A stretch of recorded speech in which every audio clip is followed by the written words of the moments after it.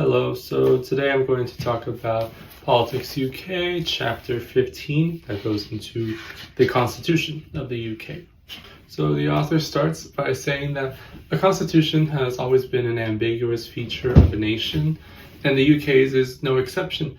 The UK actually lacks a codified constitution in the sense that there is no primary source to look to as the UK constitution. Instead, secondary sources like the statutes and common law are where the Constitution derives its substance from. Statute law actually has primacy as it is authored by Parliament, and the Constitution is quite flexible as amendments to the Constitution follows the same process as other bills. So the Constitution contains four principal features. This includes parliamentary sovereignty, which stipulates that outputs by Parliament cannot be undermined except by Parliament. This is the case with the courts, where they cannot strike down any laws that come from Parliament. The rule of law is the other principal feature, in that this is a classic concept of no one being above the law, as many have heard of this concept. Yet this feature is actually subordinate to parliamentary sovereignty. The unitary state is another feature which places primacy in the national body, here being Parliament, that does not entrench autonomous powers to other bodies. While devolutionary efforts such as the creation of the Scottish Parliament and the Welsh Assembly were conferred their powers thanks to Parliament for its self-governance, they are still subordinate to Parliament nonetheless. And finally, the parliamentary government under a constitutional monarchy is the final feature, which is the formal system of government working for Parliament and the British monarchy for their respective reasons. By the democratic transformations in the 19th century, Parliament was mainly by the House of Commons enjoyed a strong centralization of power. And the establishment of the party system in this time was able to both ensure legitimacy for the party in government, but also ensured increased scrutiny, as the parties not in power were able to scrutinize and create an official opposition to the government. Thus, by the 20th century, the only way to secure power was to be in the majority power in the House of Commons. So the traditional constitution eventually faced four major challenges by the 1970s, even up to today. The first challenge was membership in the European Community, later called European Union. This era was marked by Parliament's loss of sovereignty over EU directives that took precedence over UK ones. And this undermined the cornerstone of parliamentary sovereignty in the UK. During this time, the UK continuously shifted its policy-making powers to the EU, which by the 90s saw a growing descent towards this system. This battle between EU primacy and parliamentary sovereignty finally came to an end in 2016 when the Brexit vote came out victorious for reinstating UK sovereignty. The second challenge also came in the 1970s, as there were calls to change the constitution, but there was no coherent arguments that developed until the 80s with the liberal and the traditional approaches to constitutional change. The liberal approach called for changing the constitution and was aligned more with the left-wing parties in the UK, while the traditional approach called to conserve the constitution as it was and was more aligned with the right-wing parties. Throughout the 80s and 90s, under the conservative mandate, the traditional approach won out essentially, as most on this side of the debate were from the Conservative Party. By the 90s, the liberal approach started to gain some support, as especially in the movement to decentralize power to the individual became a more popular concept. The traditional approach tried to temper this by claiming that the system was already a preferable system that met what was needed in a government. Now, into the 80s, Labour began to adopt the liberal approach, and in its 1997 manifesto for the elections, promised to make constitutional changes if elected to power, which it did. Now, these included the devolved powers to Scotland and Wales, and legislating for an elected mayor in London, amongst many others.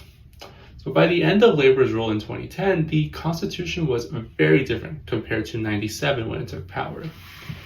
Now, the author says that if conservatives had won the 2010 elections with the majority, there probably wouldn't have been so much constitutional changes as they continue being a traditional constitutionalist party up to this point in 2010.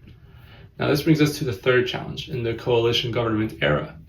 Because of the necessary negotiations with the Liberal Democrats for making government, the party that introduced constitutional change efforts in the 70s actually, conservatives had to make concessions and complete constitutional changes in order to form government at this time. Now, some of these included instituting British sovereignty over EU measures, this is a position favored by many conservatives, and the introduction of a referendum on alternative voting, but this never won actually. The Liberal Democrats by this time especially felt that they were not getting the better of their coalition government, and as not all their demands were being met, and a fragile relationship developed between the two parties in government. The Scottish independence referendum, however, brought together all the main party leaders to ensure the independence for Scotland didn't win, and instead promised more powers for Scotland if they remained in the UK. So we then enter the fourth and somewhat ongoing challenge to the constitutional changes by the 2015 elections. So by this time, the Conservatives finally secured a majority in the government and continued constitutional change efforts, including giving Scotland its promised extended rights for remaining in the UK, as well as pacifying the English resentment that was being developed towards Scotland for their extended rights by giving England its own rights and its own autonomy. By the time of the Brexit vote a year later, Parliament found itself in another unfamiliar territory in how to execute this leave, including what laws from the EU would remain in place and which were not considered British laws to maintain. That Prime Minister Theresa May's decision to call elections in 2017, thinking that she could secure a majority, ended up not winning in their favor, as this complicated the efforts as they, again, the Conservative Party, had no strong majority, which subjected Conservatives' Brexit plans to consistent vetoing until her decision to finally leave the post in 2019. Boris Johnson, once upon taking power, faced similar problems, but decided to soon call an election to secure the Conservative support, and this succeeded. Brexit was finally completed, but what was to become of EU-related laws was a continued constitutional debate. The unprecedented of the COVID-19 pandemic also challenged the Constitution, as the inability of the House of Commons to convene at its usual pace instead entrusted in a de facto way the Prime Minister to swiftly manage government. Now, during this time, the House of Commons quickly grew weak in its power. Now, the author concludes this chapter by saying that the ongoing debate on constitutional change for each party is a different situation. Labour remains fragmented in its approach towards constitutional change. Some are so in favor of it, others are not so much of a big favor for it.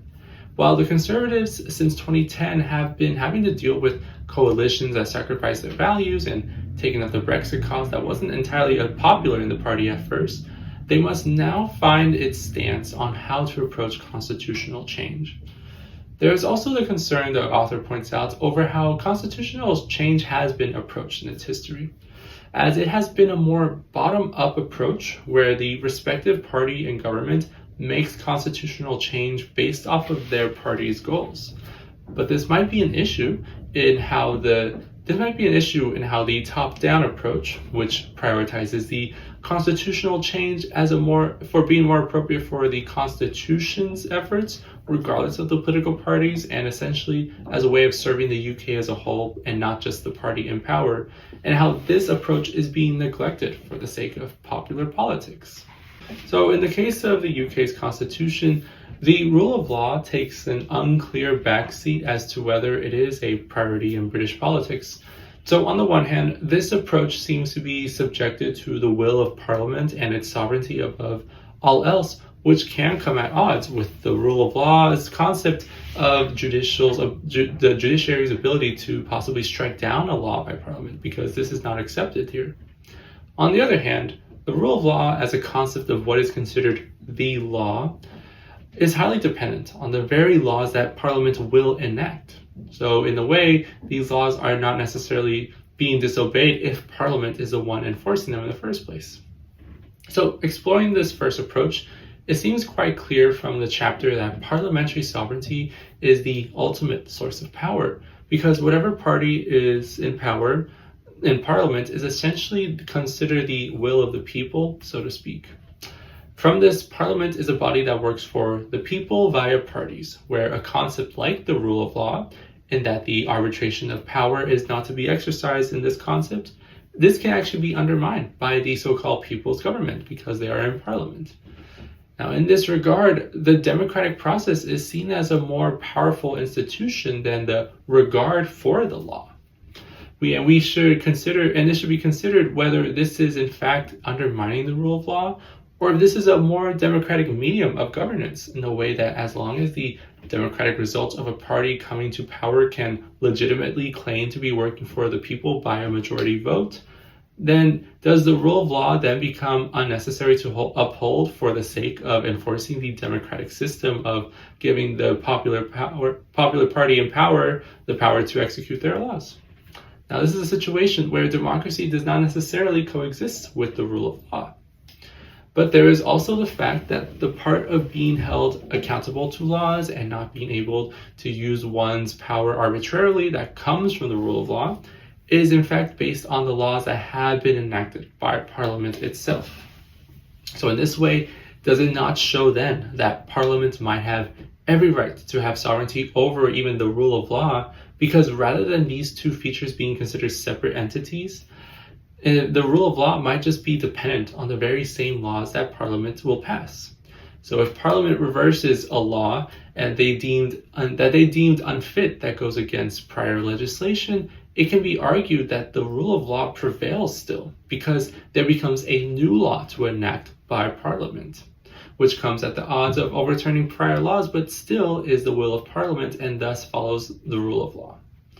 Now, the rule of law thus shows itself as both a compatible concept with parliamentary sovereignty as a way of simplifying Parliament's legislative authority, but also as a contradictory concept, especially for something like democratic governance, in that as long as a new parliamentary majority is formed, what used to be a law before could easily be undermined by the next government. And this establishes an ambiguous gray area over whether the rule of law is truly being respected in the UK or if it is being undermined through the complex democratic structure. So evaluating what Margaret Thatcher did for the UK provides a theme of revolution and other qualities aligned with the definition of classical liberalism in reducing government power.